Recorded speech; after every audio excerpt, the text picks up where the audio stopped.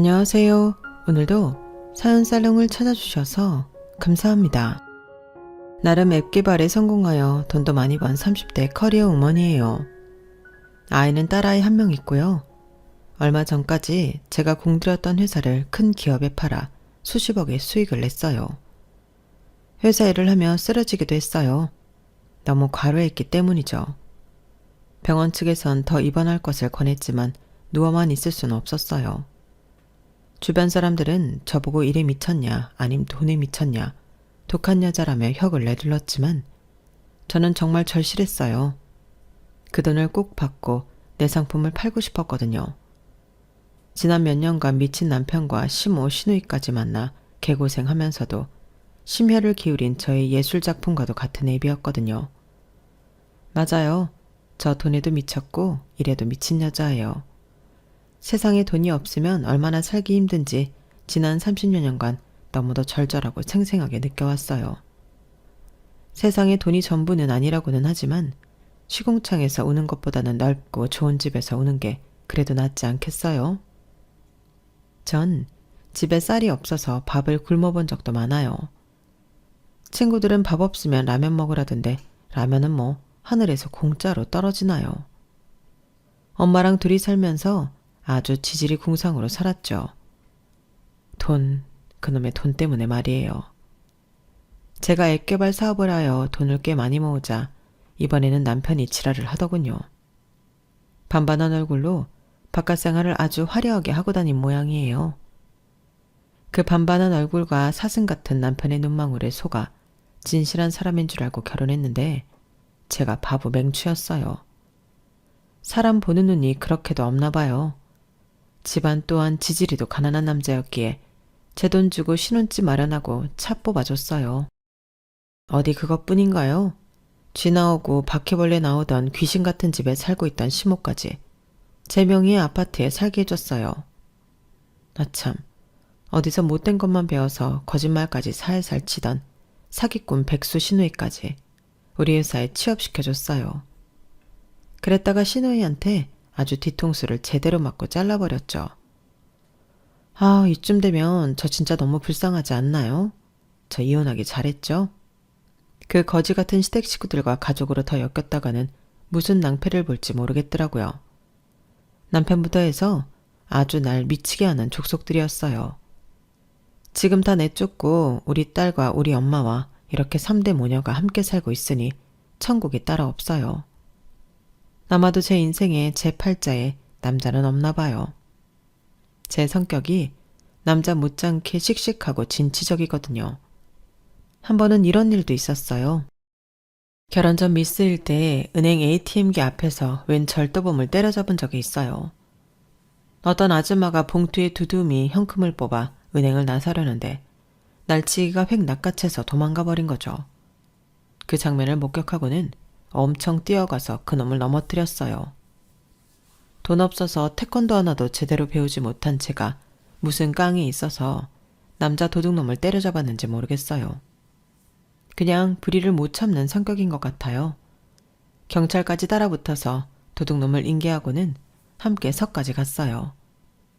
피해자인 그 아줌마가 제게 너무 고마워하더라고요. 아가씨 너무 고마워. 나 나름 용한 무당인데 내가 아시청께 공짜로 봐줄게. 사주 대봐. 전 엄마로부터 들어서 익히 알고 있던 제 사주를 그 무당 아줌마한테 줬어요. 상황이 웃긴 게 경찰서에서 나와서 바로 주차장 벤치에 둘이 앉아서 말이죠. 자네 사주에 남자는 없어.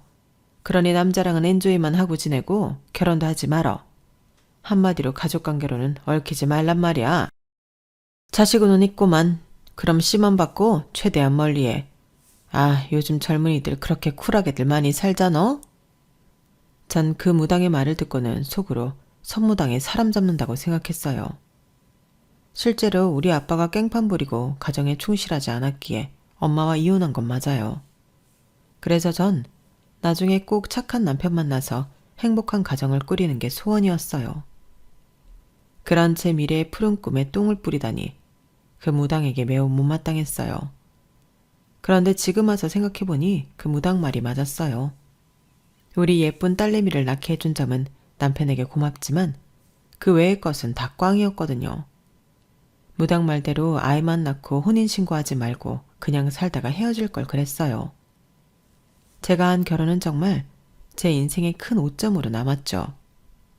그래도 잊어야지 어쩌겠어요. 과거에 대해 후회만 하고 앉아있으면 정말 안진뱅이밖에 더 되겠어요. 우리 친정엄마와 우리 딸을 위해서라도 다시금 가열차게 앞으로 나아가야겠죠. 오늘을 끝으로 제 과거를 되돌아보는 일은 하지 않으려고요. 한번 잘 정리를 해서 탈탈 털어버리고 새 마음으로 출발하렵니다. 혹시라도 아이 키우다가 또는 일하다가 외로워지더라도 절대 재혼은 안 할 거예요. 그저 돈이 내 남편이다 라고 여기고 돈 버는 데 하나 집중해야죠 뭐. 제 글을 끝까지 읽어주시고 여러분께서 저의 새 출발을 응원해 주시면 너무 힘이 날 것 같아요. 그럼 지금부터 이야기를 시작해 볼게요. 사실 저희 남편이 바람피면서 너무 과한 위자료를 요구해서 아주 껍데기까지 벗겨서 내쫓아버렸어요. 글쎄 본인이 유책 배우자 주제에 저한테 20억이나 요구하더라니까요. 왜냐면 바람 피우는데 아주 이력이 났거든요. 바로 우리 아빠 때부터요. 저희 친정엄마와 아빠는 정말 평범한 부부 생활을 유지하고 있었어요. 아빠보다 20살 많은 할매가 아빠를 꼬시기 전까지 말이죠. 그 할매가 어떻게 유부남인 우리 아빠를 꼬셨겠어요? 돈으로 홀린 거죠. 그 미친 할매는 언젠가부터 우리 집 주위를 서성이기 시작했어요. 같은 동네에 아주 대걸 같은 집에 혼자 사는 할매였는데 그 아들이 큰 병원을 운영하고 있다고 하더군요. 그래서인지 그 할매는 늘 수행비서와 운전기사를 달고 다녔어요.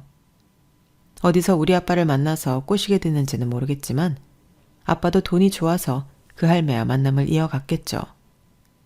전 집순이어서 집에만 있다 보니 초등학생 때 이미 다 눈치채고 있었어요. 아빠가 그 할매네 집에 자주 간다는 것을요. 그리고 아빠와 그 할매가 그렇고 그런 사이라는 것까지 말이죠. 그런데 이 사실을 불쌍한 엄마한테는 왠지 말하면 안 될 것 같았어요. 여러 알바를 전전하며 눈코 뜰 새 없이 바쁘게 일하는 엄마는 이 사실을 눈치채지 못하고 있었죠. 그랬더니 아빠와 그 할매는 우리 엄마를 바보로 알았나 봐요. 아예 엄마를 자기 아들이 운영하는 병원 정신과에 강제 입원시키려고 하더군요. 학교에서 일찍 돌아와 집에서 숙제를 하고 있던 제 귀에 그들이 작당하는 소리가 들려왔어요. 그 남자는 할머니의 수행 비서가 틀림없었죠. 전 그때 당시 유행했던 마이마이 카세트의 녹음 버튼을 본능적으로 눌렀어요. 사설 구급차 대기하고 있습니다. 아줌마가 식당에서 돌아오면 바로 강제 입원 절차 돌입하겠습니다. 이따 일군 3명 더 올 겁니다. 틀림없이 깔끔하게 일 처리할 테니 걱정 마십시오. 식당에서 돌아온다던 아줌마는 바로 우리 엄마를 일컫는 게 틀림없었어요. 사지 멀쩡하고 똑똑한 우리 엄마를 정신병원에 강제 입원시킨다니. 아빠는 그저 괴물이나 다름없었어요. 아빠도 그 수행비서의 계획에 동의하고 있었거든요. 그래, 박 실장이 다 알아서 처리해. 우리 마누라가 내 얼굴을 보면 꽥꽥 소리치고 더욱 심하게 반항할지도 몰라. 정신 멀쩡한 애 엄마를 정신병원에 가두는 꼴이니 다 감수해야지 뭐. 어쨌든 난 뒤로 빠져 있을게. 돈 많은 할매에게 찰싹 붙어서 본처인 우리 엄마를 저렇게 내치려는 아빠가 흉물스럽게 느껴졌어요. 사람이 아닌 것 같이 생각되더군요. 전 그 모든 상황을 녹음했고 몰래 방으로 다시 들어가 바로 경찰에 신고했어요. 그런데 경찰이 오기도 전에 퇴근한 엄마를 구급차에 마구 몰아넣으려고 하더군요. 전 비명을 지르며 우리 엄마의 옷자락을 잡고는 놔주지 않았어요. 말로는 수행비서인지 뭔지 험상궂은 아저씨들을 마구 찾고요. 울 엄마 놔줘 이 미친놈들아. 왜 멀쩡한 울 엄마를 잡아가려고 해. 정신이 나가버린 건 바로 우리 아빠라고. 아빠나 잡아가라 이 나쁜 놈들아. 엄마, 울 엄마 안 돼. 그렇게 온몸을 다 던져서 맞고 있는데 경찰이 왔고 전 그 녹음 테이프를 건네면서 자초지종을 상세히 얘기했어요. 마구 울면서 말이죠. 경찰 아저씨들, 우리 아빠 좀 잡아가 주세요. 아빠가 멀쩡한 울 엄마를 정신병원에 가두려 해요. 제발 멈춰주세요. 경찰은 일단 제 말을 믿고 아빠와 할매의 수행비서를 연행해 갔어요. 엄마와 저도 참고인 신분으로 도움을 주기 위해 경찰서로 향해야 했어요. 이 사건의 결론이 어떻게 났는지 궁금하시죠? 그런데 이런 말이 있더라고요. 유전무죄, 무전유죄. 그 할매가 돈을 얼마나 풀던지 아빠며 그 수행비서며 다 무죄나고 그냥 풀려났어요. 심지어 엄마와 바로 이혼을 했는데 집안에 있던 돈까지 싹 다 뺏어갔더군요. 우리는 억울하게도 그 집에서 나와서 길바닥에 나앉아야 했고 아빠는 그 할매한테 딱 붙어서 제게 양육비 한 푼 주지 않았어요. 그것도 나중에 소송을 했지만 그쪽에서 배째라식으로 나오니 제대로 받지도 못하겠더라고요. 대한민국에서 돈 없는 사람의 서름이랑 엄청났어요. 그때부터 돈의 위력을 실감하고는 어떻게 하면 돈을 많이 벌 수 있을까에 대한 고민을 하게 됐어요. 한마디로 돈에 대한 집착이 시작되었어요. 나중에 월급쟁이보다는 사업을 해야겠다 마음먹었죠. 근데 그건 아주 나중 이야기고 초등학생 때인 그때 당시는 엄마와 살 집도 먹을 음식도 없이 옷까지만 몇 개 덜렁 있었어요. 앞이 캄캄하더군요. 초등학생인 저도 그랬는데 절 양육해야 하는 우리 엄마의 마음은 어땠겠어요. 맘 약한 우리 엄마는 홀로 외동딸인 저를 키우며 눈물로 베개를 적신 적이 하루 이틀이 아니었어요. 엄마 대신 제가 쌈딱이 되고 강철 어린이가 돼야 했어요. 씩씩하고 똑똑하게 자라서 엄마를 꼭 지켜줘야겠다고 다짐했어요. 엄마는 아는 사람에게서 아주 안전하고 매우 저렴한 여성 전용 원룸이 있다는 정보를 듣고 알아보고 오셨어요. 한 달에 29만 원만 내면 살 수 있다고 하더군요. 게다가 주인이 밥과 김치, 라면, 김 등을 늘 부엌에 비치해 놓는다고 했어요. 그것만 있으면 엄마와 둘이 끼니를 해결하기에 충분했어요. 그런데 큰 문제가 하나 있었어요. 1인 1실이 원칙인 원룸이었죠. 물론 엄마와 저 둘이 방 2개를 얻을 수도 있었지만 최대한 돈을 아껴야 했기에 대외적으로는 엄마만 사는 걸로 하고 전 방에 몰래 잠입해 살기 시작했어요. 다행히도 주인이 다른 층에 살고 있었고 큰 터치를 안 했기에 주인한테 숨길 수 있었죠. 전 무슨 죄 지은 사람 마냥 거의 방 안에 갇혀 살아야 했어요. 학교 갈 때나 씻을 때 정도만 잠깐 밖에 나올 수 있었어요. 공동 주방에 비치된 김치와 밥 등도 엄마가 방으로 가져다 줘야 비로소 먹을 수 있었어요. 공동 주방에서 먹다가 주인 아저씨한테 걸리면 쫓겨날 수도 있었으니까요. 어렸을 적 안내 일기라는 책을 읽은 적이 있었는데 제 스스로가 나치의 눈을 피해 숨어 사는 유대인같이 느껴졌어요. 그러다가 어쩔 수 없이 딱 걸릴 수밖에 없는 일이 생겼어요. 식당 알바를 하던 엄마를 기다리며 방에서 숙제를 하고 있었는데 그날따라 아랫배가 너무 아프더라고요. 화장실을 가도 변은 나오지 않고 아무래도 똥 싸고 싶은 배는 아니었어요. 그런데 점점 참을 수 없이 배가 아파졌어요. 웬만하면 그 원룸 방 안에선 목소리도 크게 안 내던 제가 대굴대굴 구르며 엄마를 불렀죠.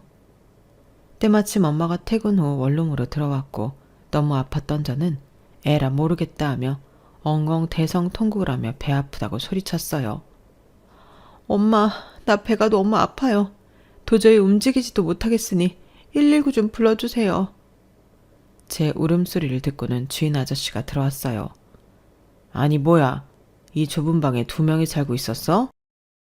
1인 1실이 원칙인 건 몰라? 돈이 없으니 머리도 멍청한 거야 뭐야? 누굴 속여 먹으려고 해? 우리 공동주방에 밥이랑 김치랑 다 2배로 처먹었겠구만. 가뜩이나 하나뿐인 딸내미가 아프다고 대굴대굴 구르는데 주인 아저씨까지 방 빼라고 성하니 엄마는 소리쳤어요. 아니 지금 애가 아프다는데 그런 게 중요해요? 방 뺄게요. 치사하고 더러워서 여기 못 살겠네. 119 구급차를 타고 병원에 가서 맹장염이라는 진단을 받고 긴급 수술에 들어갔어요. 맹장이 벌써 터진 지 꽤 됐다고 하더군요. 그나마 큰 병은 아니어서 다행이었죠.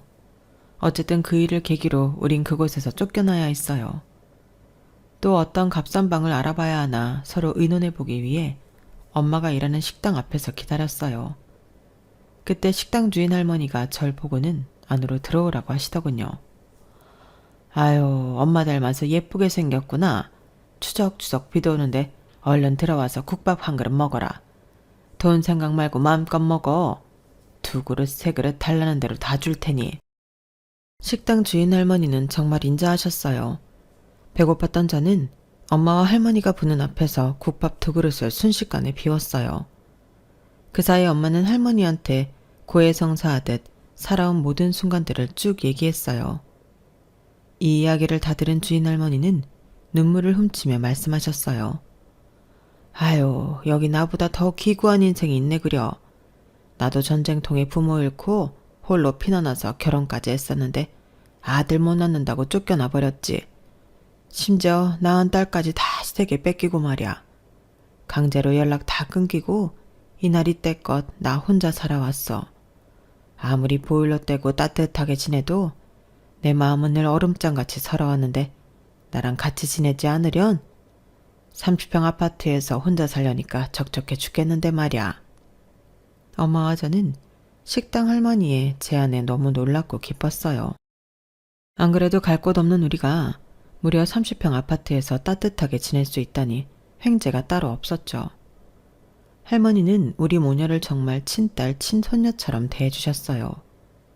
요리 솜씨도 얼마나 좋으시던지 그 연세에도 팥죽까지 직접 쏘아서 동짓날에 다 같이 만나게 먹었어요. 엄마는 너무 죄송하고 감사한 마음에 당연히 월세를 얼마라도 드리려고 했어요. 하지만 할머니는 오히려 더욱 놀라운 제안을 하셨어요. 수연 엄마, 뭐 재벌이라도 돼? 월세 한 달에 1억 낼 거 아니면 주지도 말어.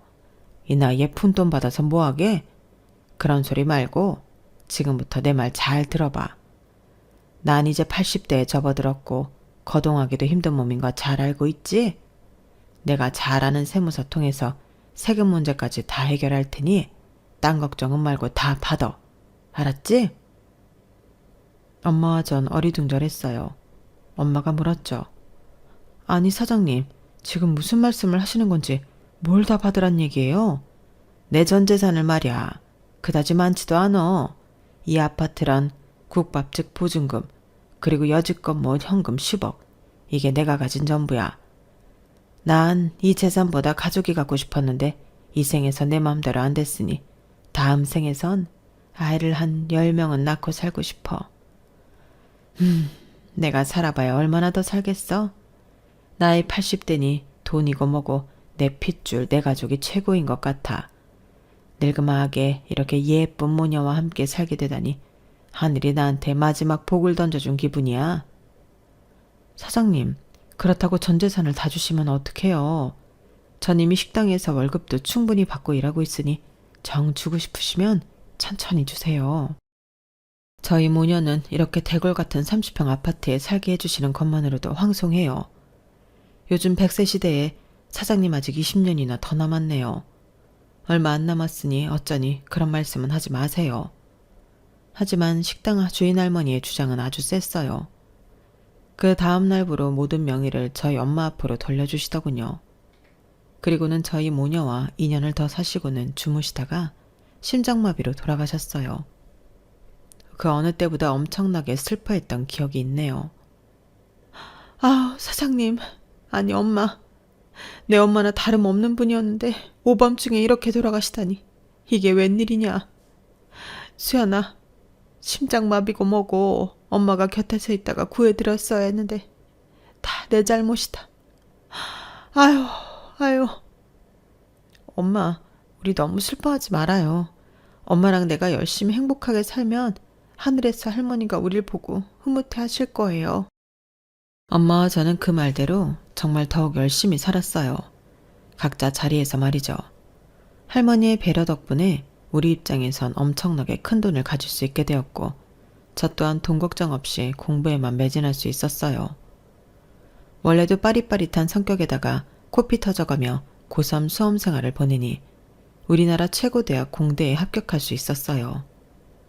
여자가 공대에 진학하니 완전히 꽃이 되더군요. 공대엔 남학생이 대부분이었으니 말이죠. 여중 여고를 나온 저에게는 신세계였어요. 사귀자며 대시하는 남학생들도 많았고 화이트데이나 빼빼로데이에 선물도 많이 받았어요. 그런데 전 인기에 취해 있었고 싶진 않았어요. 뭔가 사업을 일으키고 싶다는 생각이 대학생 때부터 강하게 있었거든요. 게다가 공대생이었으니 앱 개발 쪽에 관심이 많았어요. 이걸로 내가 만져보지 못한 돈을 벌 수도 있겠다는 기대감이 있었죠. 그렇게 사업 구상을 하다가 대학교 졸업하자마자 1인 회사를 차렸어요. 말이 좋아 1인 회사지? 일단은 저 혼자 지지고 볶고 다 해봤어요. 사업 자금이었고 아직은 백수나 다름없으니 부끄럽지만 엄마한테 용돈을 받아가며 조그만 공용 사무실에 콕 처박혀서 일했어요. 그렇게 몇 달을 하다가 스트레스에 제명에 못 살 것 같아서 한 달에 한 번 익사이팅 스포츠를 해보자고 결심했어요. 한 번은 패러글라이딩, 다음 달은 번지점프를 했고 그 다음 달은 계곡에서 리프팅을 예약해놨어요. 일에 미쳐서 살다가 이렇게 한 달에 한 번 스트레스를 푸니까 좀 살겠더라고요. 비까지 오는데 계곡에서 조그마한 고무보트 타고 래프팅을 하겠다니까 미친 사람 취급했어요. 하지만 도전했고 결과는 장맛비에 래프팅이 뒤집혀서 거의 죽을 뻔했네요. 그때 당시 장면이 지금도 가끔 꿈에 나와요. 너무 공포스러웠거든요. 살려주세요. 아! 아무리 구명조끼를 입었고 발바둥을 쳐도 센 물살과 깊은 계곡에서 아주 빠르게 휩쓸려가는 걸 버틸 체간이 없었어요. 그렇게 정신이 혼미해졌고 어느 순간부터는 기억이 없네요. 뭔가 가슴팍에 강한 압박이 들어왔고 그제서야 전 깨어나 물을 마구 토해냈어요. 그리고는 위를 쳐다보는데 세상에서 한 번도 보지 못한 천상계의 남자가 절 걱정스럽게 쳐다보고 있더군요. 괜찮으세요? 이제 정신이 좀 들어요? 이 날씨에 래프팅한다는 아가씨가 있다고 해서 걱정돼서 제가 뒤따라 나섰어요. 같이 지금 당장 병원 가요. 제가 업고 내려갈게요. 천사인지 사람인지 모를 만큼 사슴 같은 눈망울을 하고 있던 그 남자는 절 들쳐 업고는 병원으로 향했어요. 응급실에서 정신을 되찾고는 나왔는데 그는 어느새 뽀송한 모습으로 제게 다가왔어요. 머릿속에서 띵 하고 종이 울리는 듯 했어요. 그 남자의 뒤로 후광이 쫙 비쳤죠. 아마도 그때까지 제가 모쏠이어서 더욱 잘생긴 남자한테 혹했는지도 모르겠어요. 사실 대학 때 많은 공대생들의 대시가 있었지만 인물이 훤칠한 사람은 거의 없었거든요.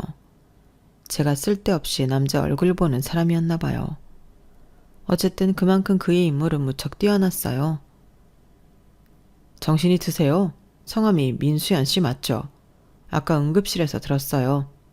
전 래프팅 업체에서 알바하는 사람이에요. 맨 처음 타실 때는 아마 저 못 보셨을 거예요. 일이 있어서 좀 늦게 출근했거든요. 오늘 개인 사정 때문에 출근을 안 할까도 생각했는데 이렇게 미인의 생명을 구하게 되다니 출근하길 잘했네요. 전 그 남자한테 흠뻑 빠져서 외모를 구경하느라 아무 생각도 안 들더라고요. 그래도 내 생명의 은인이니 밥이라도 사야겠다 싶었어요. 저 시간 괜찮으시면 제가 밥이라도 살게요. 아참, 저희 엄마가 국밥집 운영하시는데 국밥 좋아하세요? 수연 씨 어머님을 이리도 빨리 뵐 수 있다면 국밥이 아니라 물에 밥을 말아 먹어도 좋을 것 같은데요. 아참, 물에 빠져 죽을 뻔한 분한테 이런 말은 좀 그런가요? 그는 성격도 참 좋아 보였고 저에 대해 좋게 말해주는 게 좋았어요. 아마도 그땐 엄청 잘생긴 그 남자가 하는 무엇이든 다 좋아 보였겠죠 뭐. 저도 무슨 생각이었는지 처음 보는 남자를 데리고 엄마 국밥집으로 향했어요. 자초지종을 대략 설명하니 엄마가 너무 놀라서 눈물까지 흘리려고 하시더군요. 그 남자 손을 붙잡고 감사히 인사를 하면서 말이죠. 너무 감사해요. 우리 수연이를 구해준 생명의 은인이네요. 이거 국밥이 아니라 더 좋은 걸 대접해야 하는데 가만히 있어봐요. 내 오늘 샷다 내리고 장사 안 할라니까. 그러더니 엄마는 정말 손님을 더 이상 받지 않고 샷다를 내려버렸어요. 그리고는 주변 가게를 돌며 최고급 회와 특등급 소고기를 사와서 구워주기도 했어요. 저와 그 남자가 어리둥절할 정도로 상다리가 부러지게 말이죠. 우린 엄마로 인해 진수성찬을 먹으며 대화를 계속 이어갔어요. 그 남자 이름은 강상훈이었고 나이는 이미 30대였어요. 본인 말로는 공부에는 별로 취미가 없었던지 공고를 나와서 계속 알바를 전전하고 있더군요. 얼굴이 잘생겼으니 가끔 엔터테인먼트 명함을 받기도 했고 모델 일도 조금 했더라고요. 영화의 엑스트라로도 일을 했고요. 그런데 잘 안 풀렸나 봐요. 스스로도 본인 인내심이 없기에 무명 시절을 견뎌낼 자신이 없다고 했어요. 그래도 제가 아주 유명한 특급 배우 뒤에서 CF도 같이 찍고 그랬었습니다. 그때 받은 사인이랑 같이 찍은 사진도 한번 보세요. 이게 제 유일한 자랑거리입니다. 서로가 살아온 이야기를 하다 보니 정이 들어버렸어요. 엄마도 하나뿐인 외동딸의 생명의 은인이라고 하니 그 남자를 처음부터 무작정 좋게 봤고요. 우리들은 금세 친해졌고 사귀게 되었어요. 엄마의 지지 속에서 말이죠. 안정적인 관계 속에 전 앱 개발을 성공적으로 하였고 더 이상 1인 회사가 아닌 직원을 여러 채용하며 어엿한 중소기업의 형태를 갖춰 나갔어요. 요즘 말로 한번 떡상하니 계속 성악가를 치더군요. 사람들에게서 인기를 끌다 보니 몇 억씩 통장에 들어오는 건 일도 아니었어요. 그동안 나 혼자 밤새며 고생해왔던 일을 생각하니 통장에 찍힌 엄청난 돈들을 보며 눈물이 와락 쏟아지기도 했어요. 그렇게 일적으로 나름 승승장구하다 보니 옆에서 묵묵히 지켜주던 남친이 눈에 밟혔어요. 벌써 나이가 30대 중반을 넘어가던 남친이 먼저 결혼 이야기를 꺼냈죠. 그의 사슴 같은 눈망울에서 눈물까지 또르르 흘리면서 말이에요. 수연아, 내가 너무 가난하고 능력 없는 남자라서 미안해. 그런데 우리 수연이랑 너무 결혼하고 싶어. 자기 닮은 예쁜 아기 낳고 영원토록 행복하게 살고 싶어. 그런데 집도 없고 차도 없는 내가 수연이한테 결혼 얘기를 꺼낼 자격이나 있나 몰라. 이렇게 심지어 울면서 말하는데 제가 뭐라고 하겠어요? 저도 남친과 결혼하고 싶은 마음이 있었으니 뭐 돈 있는 제가 집 사고 차 사고 해서 결혼 준비를 해야 했어요. 그리고는 남친 엄마를 만나러 가기로 했죠. 남친 엄마도 당연히 가난했기에 다 허물어져가는 조그만 임대 아파트에서 남친의 여동생과 함께 살고 있었어요. 남친 여동생은 말로만 취업준비생이지 그냥 백수였어요. 딱히 노력도 안 하고 탱자탱자 노는 백수 말이죠. 남친 엄마 집 근처로 가는데 웬 아줌마들이 머리끄댕이를 잡고 길바닥에서 싸우고 있었어요. 쌍욕을 하면서 말이죠. 남친과 함께 그 옆을 지나가는데 남친이 싸우던 아줌마 중 한 명을 발견하고는 시겁하며 말리더군요. 엄마, 지금 길거리에서 뭐 하는 거예요? 이러다가 엄마 머리 다 뽑히겠어요. 아줌마, 대체 뭐 하는 사람이길래 우리 엄마랑 싸우는 거예요? 저리 떨어져요.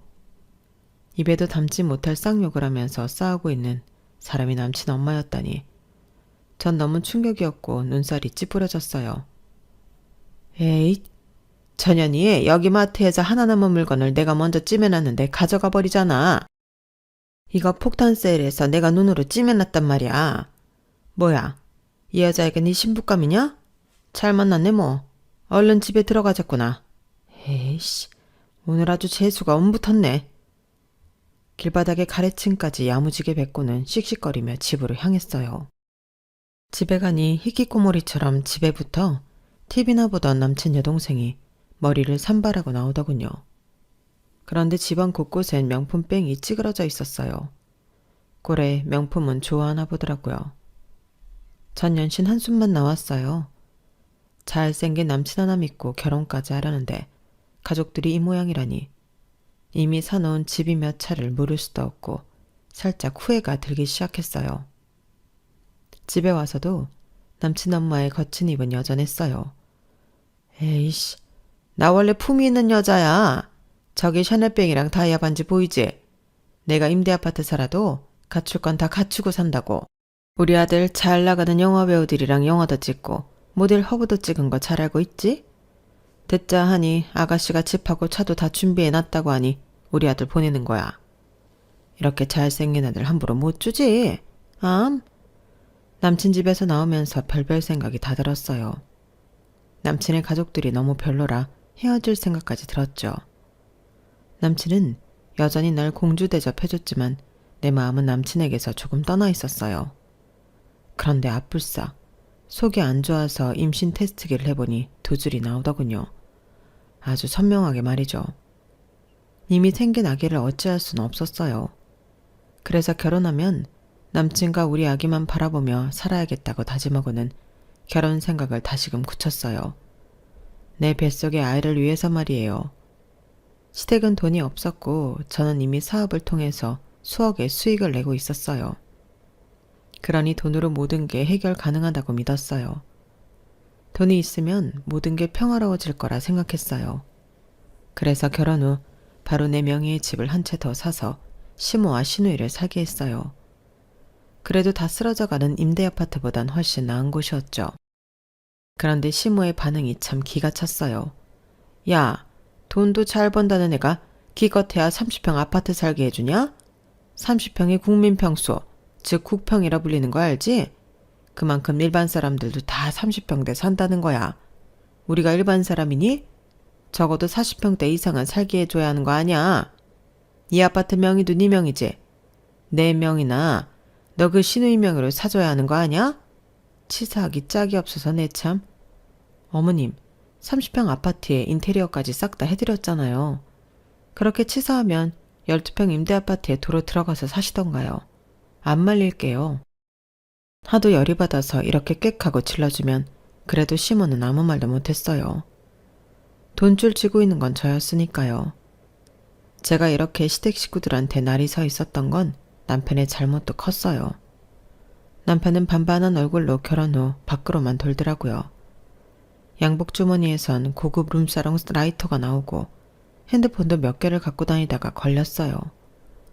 하도 싸우다 못해서 질려버렸지만 전 다시 마음을 다잡고 남편에게 직함을 주고 우리 회사에서 함께 일하도록 했어요. IT나 앱 개발에 대한 이해도가 전혀 없는 남편에게 그저 얼굴 마담의 역할을 맡긴 거죠. 시모의 부탁으로 백수였던 시누이까지 우리 회사에 한 자리를 주었어요. 그런데 이번에는 시누이가 아주 저의 뒤통수를 제대로 치더군요. 직원으로서 일으킬 수 있는 온갖 문제를 다 일으켰어요. 시누이에게 일을 좀 가르쳐 주라고 붙인 직원이 참다 못해 제게 다 일러바쳤죠. 사장님 시누이인 강상미 씨 문제 많은 거 알고 계시죠? 이제 더 이상 두고 볼 수만은 없게 됐습니다. 웬 아줌마가 찾아와서 자기 남편이랑 바람을 피운 상간녀라느니 뭐니 하는 건 깜도 아니에요. 이건 문제 축에도 못 듭니다. 지금 강상미 씨가 격리 자리에 앉아있으면서 본인 계좌를 빼돌린 돈이 얼만데요. 그리고 이제는 우리의 펩심 정보를 다른 회사에 돈 주고 팔려다가 저한테 딱 걸렸어요. 이쯤 되면 수갑차고 바로 감옥 가도 할 말 없는 사안이라고요. 아주 시댁 식구들은 절 황당하게 하는데 도 같은 사람들 같았어요. 직원 말을 듣고는 정말 경찰에 신고하고 싶은 마음을 꾹꾹 참고 시누이를 잘라버렸어요. 물론 증거는 단단히 수집해 놓고 말이죠. 아가씨, 내 회사에서 급여 두둑히 주면서 일하게 해줬으면 열심히 해도 모자랄 텐데 엄청난 일을 벌이셨다고요? 당장 경찰에 신고해버릴 수도 있지만 가족이니까 봐주는 거예요. 당장 짐 싸서 집 나가세요. 언니, 가족끼리 너무한 거 아니에요? 다 언니가 월급 적게 줘서 그런 거 아니에요. 괜히 내 탓하지 마세요. 얼굴에 죽방을 한 대 날리고 싶었지만 참았어요. 모든 걸 다 참은 건 우리 딸 서아에게 안정적인 가정을 유지하게 해주고 싶었기 때문이었어요. 정말 몸에서 사리가 나올 만큼 참고 있었는데 이젠 최종적으로 남편이 지랄을 하더군요. 그맘때쯤 우리 회사가 프로젝트를 성공적으로 수행하고 있었기에 우리가 개발한 앱과 회사 자체를 수십억에 사고 싶다던 중견기업들이 여럿 있었어요. 그래서 가장 돈을 많이 준다던 기업 회장과 딜을 하고 있었어요. 거의 성사 직전이었죠. 이런 중요한 순간에 남편이 아주 대놓고 바람을 핀다더군요. 시내에서 웬 아줌마랑 호텔에 들어가고 술집을 전전한다는 걸 여러 목격자들의 입을 통해 들었어요. 안 되겠다 싶어 돈을 많이 써서 사설 탐정한테 의뢰했어요. 현재 남편이 벌이는 일 모든 걸 다 알아오라고 주문했어요. 그런데 회사 얼굴마담으로 일하면서 자기 여동생과 우리 회사를 아주 말아먹으려고 돈을 열심히 빼돌렸더군요. 여동생이 혼자 빼돌린 줄 알았던 공금횡령을 남편이 옆에서 함께한 거였어요. 거의 주도해서 말이죠. 너무 열이 받았죠. 게다가 남편이 현재 바람난 그 여자의 존재가 놀라웠어요. 그 아줌마 또한 유부녀로서 그때 당시 한창 계약을 하려 했던 중견기업 회장의 마누라였어요. 저는 머리 끝까지 화가 났어요. 크게 충격을 받았죠. 이것저것 잴 필요도 없이 모든 증거가 수집되는 대로 남편과 1대1로 앉아 모든 걸 쏟아냈어요. 당신이 사람이야? 지금껏 내 돈으로 먹고 자고 했으면서 당신을 비롯한 시댁 식구들은 나한테 고마움도 모르고 내 뒤통수를 때려? 감히 날 배신해? 내가 피땀 흘려 일군 회사를 다 망하게 하려 해. 게다가 우리 친정아빠가 바람나서 우리 친정엄마랑 나를 버렸던 것도 트라우마로 남아있는데 당신도 똑같은 짓을 벌여? 그 반반한 얼굴로 웬 아줌마를 꼬셔서 잘도 놀고 다니시대? 그 아줌마가 누군지 알고 놀아난 거야? 참네. 뭐야, 너 내 뒤를 다 캐고 다닌 거야? 너야말로 지금 내 뒤통수를 제대로 쳤네. 그 여자가 누구건 너보다 나은 여자니까 상관마. 위자료 20억 주면 너랑 이혼해줄게. 어때? 뭐? 20억? 20억이 네 집 개 이름이냐? 돈 1억도 제대로 벌어본 적이 없는 놈이 뭐? 똥낀 놈이 성낸다더니 당신 미친 거 아니야? 하늘 같은 남편한테 놈이라고 해? 이게 진짜 한번 해보자는 거냐? 돈 번다고 유세냐? 지금까지 너랑 결혼해서 살아온 시간이 아깝다. 차라리 고분고분 집에서 살림이 나는 여자 만나면 이렇게 나한테 눈 희번떡거리면서 놈놈 안 거릴 텐데 말이야. 20억은 지금까지 너랑 살아준 값이야. 20억 내놓으면 이혼해 줄 테니 얼른 내 계좌로 쏴. 후회하게 될 텐데. 일단 이 집은 내 집이니 짐 빼도록 해. 그 다음 일정은 내가 비서시켜서 진행할 거니까. 앞으로 나랑 우리 서아 근처에 얼씬도 하지 말라고. 남편은 오히려 자기가 화를 내면서 집을 나갔어요. 전 이미 수집한 증거를 갖고는 상간녀의 남편인 중견기업 회장을 찾아갔어요. 회장님, 저희 회사 사려고 하셨죠? 다른 기업 제안 다 거절하고 제가 회장님께 기회를 드릴게요. 그 대신 제 부탁 하나 들어주세요. 지극히 사적인 부탁입니다. 아이고, 고맙습니다, 강 사장. 내가 이 회사랑 이 애비랑 좋은 값에 사서 잘 키워볼게요. 그나저나 개인적인 부탁이 뭐죠? 우리 회사 얼굴 마담이자 제 남편인 강상훈 씨 아시죠? 어제부로 이혼 절차에 돌입했습니다. 이젠 남이죠. 어쨌든 그 인간이 회장님 부인 되시는 분과 바람피고 있는 중이에요. 자, 여기 증거 있으니 확인해 보시고 강상훈 이놈을 확실하게 밟아주세요.